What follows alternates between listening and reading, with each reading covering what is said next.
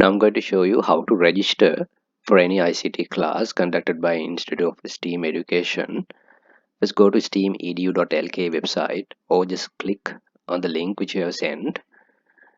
Then enter your phone number and get registered by entering the OTP number. After logging to this website, just go to classes section. Under classes, you have to select computing ICT.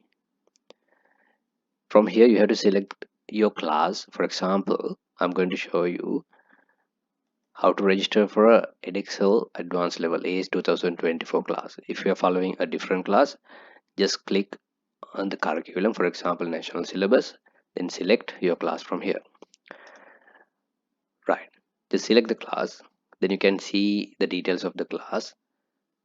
If you want to register and pay the first month class fee, just click on pay online. Then you will see admission fee and the class fee for the current month. Then click purchase. It will open the payment online payment gateway. By selecting the payment method, you will be able to register for the class. For example, you can enter your bank card details here and click pay button.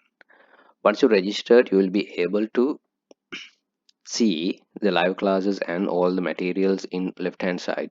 For example, if you want to join the next class, by clicking on this link, you will be able to join the class. Have a good day.